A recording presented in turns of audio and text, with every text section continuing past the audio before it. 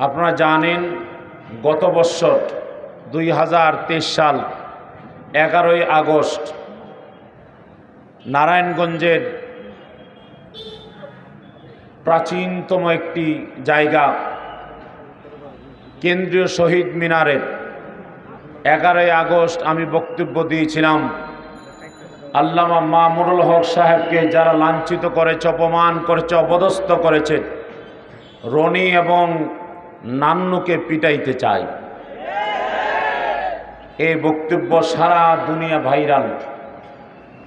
এই বক্তব্যের কারণে আমার প্রিয় নেতা মাওলানা ফেরদৌস সাহেবকে এমপি ফোন দিয়েছে, মন্ত্রী ফোন দিয়েছে, মুফতি হারুন সাহেবকে বলেছে যে তাড়াতাড়ি দাইমিকে বলেন প্রকাশ্যে সাংবাদিক সম্মেলন করে বলতে, যে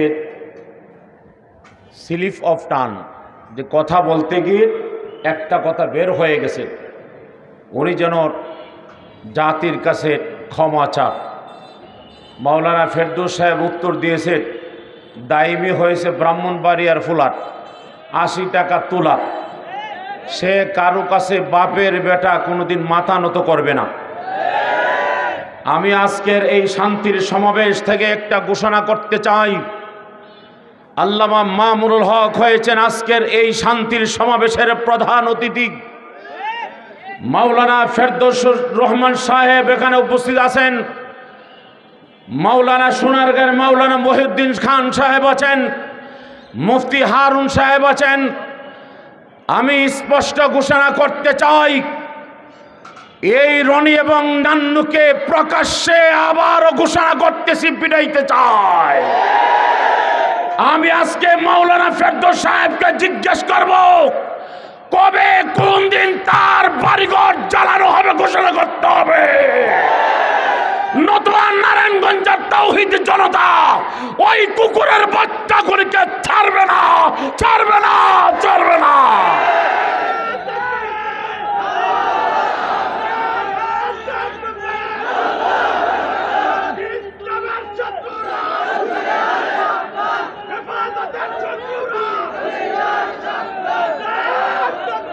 সম্মানিত উপস্থিতি, আমি লম্বা চূড়া বক্তব্য দিব না। আমি ছোট্ট করে বলতে চাই, সবগুলি মাফ করা যায় না, সব জিনিস ক্ষমা করা যায় না। আল্লামা মামুনুল হক সাহেবকে যেই রকম ভাবে অপদস্থ করেছিল, তারা কাবিননামা তালাশ করেছিল, আজকে আমরা তাদের নিবন্ধন তালাশ করে ছাড়ব। কেন? তোমরা কোন বাবার সন্তান, কোন মায়ের সন্তান? কোথায় গেল তোমাদের বাবা? কোথায় গেল তোমাদের মা? তোমাদের বাবাকে বুড়িগঙ্গা ডুবাইছে, তোমাদের মা ভারতে জামাইয়ের কাছে চলে গেছে, তোমাদেরকে কোথায় রেখে গেছে? সম্মানিত উপস্থিতি, স্পষ্ট ঘোষণা, নান্নু এবং রনিকে যতক্ষণ না পিটাবো শরীরের রক্ত ঠান্ডা হবে না। আমি আবারও ঘোষণা করছি, মাওলানা ফেরদৌস রহমান সাহেব, আপনার ডাইনে আমরা আছি, আপনার বায়ে আমরা আছি, আপন ভয় নাই। আমরা আওয়ামী লীগের মতো দেশ ছেড়ে পালাবো না, মরলে আমরা লক্ষ ভাই মরব, মাওলানা ফেরদৌসকে নিয়ে মরব। আমরা ফেরদৌসকে ছেড়ে যাব না, যাব না, যাব না। আমি লম্বা চূড়া করছি না। আরেকটা কথা বলতে চাই, তত্ত্বাবধায়ক সরকার গঠিত হয়েছে। তত্ত্বাবধায়ক সরকারের কাছে 2013